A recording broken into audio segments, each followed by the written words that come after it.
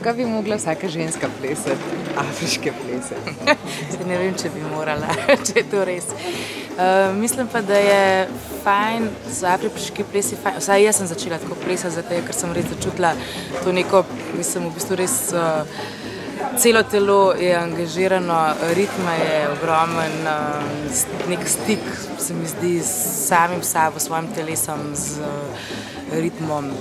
Tako, zato se mi zdi fajn, zato se mi afriški plesi zdijo fajn, tako za vsakega.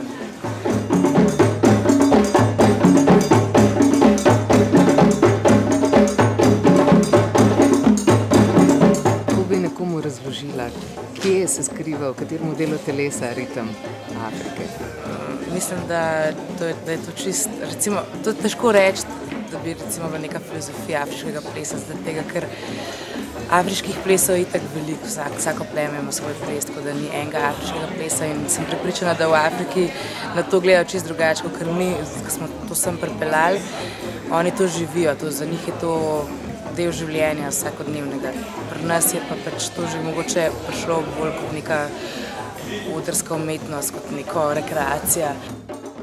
Predvsem druženje. Pri nas nismo niti toliko navajeni tega, več te folklore, pa nekega v bistvu plesa kot druženja, kot tablik.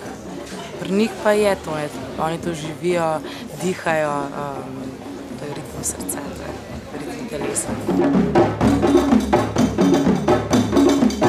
Pa ti tudi, ne? Doma najbrž tudi že, ko pospravljaš, kaj plešeš.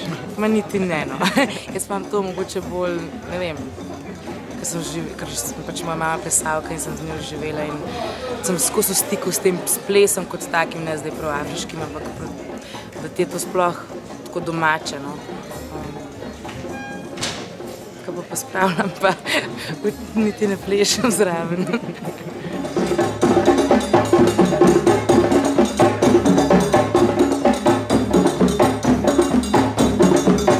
Jaz delam predvsem v gledališču. Kar se pa afriških plesov tiče, pa učim. Imamo tudi skupino Lafi, ki so sestavljene z glasbenikov in plesalk. Tako da pa probam združevati to nekako med sodobni ples pa afriški ples, pa iskati neko svoj izraz skozi to. No, zdaj v sredo na Trnfestu ob 9. pripravljate tudi zanimiv projekt. Ja, to bo projekt, ki smo ga poimenovali Ole Eba. To je v bistvu zato, ker smo združili flamenko in afriški ples. Flamenko zato, ker je član naše skupine Lafi, v bistvu igra kajon in njegov prijatelj, glasbenik Matjaž Tošič, kitaro. Tako da smo se nekako združili, pa smo poskušali najti neke vzporednice, posod je ritem, posod je ples, da pa kaj se lahko zgodi, oziroma kaj se zgodi, ko se združita flamenko in afriški ples.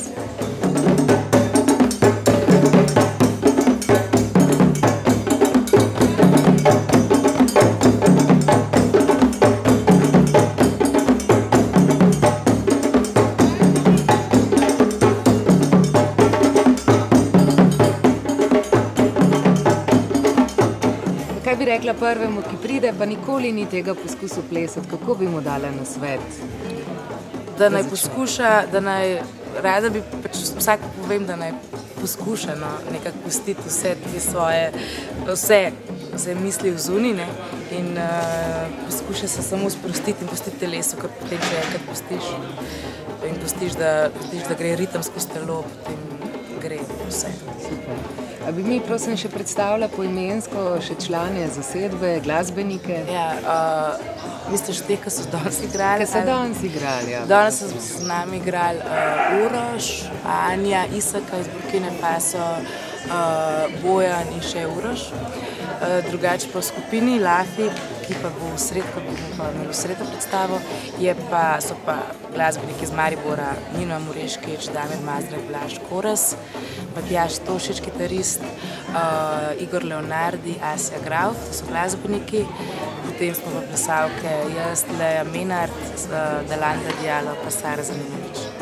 In še eno stvar, danes smo tudi peli eno pesmico, bi bila tako prijazna, še enkrat zapela, pa povedala. Če boš z mano zapela. Ne pomagaj mi najprej. Sokole, sokolo namarae, sokole, sokolo namarae. Kaj to pomeni? Jaz to ne vem točno, ker mislim, da ni nič, da bi točno kaj pomenil.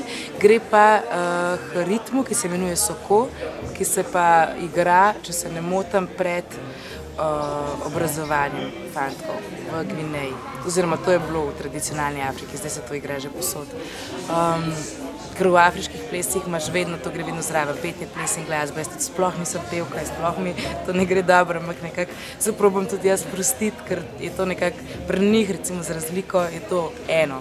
Glasba, vsak zna plesati, zna tudi igrati, vsaj odigrati to, kar pleše in obratno in vsak tudi poje. Ni treba, da si pevec, plesalec ali pa glasbenik, da to počneš tako. No, daj vas kaj pa ide.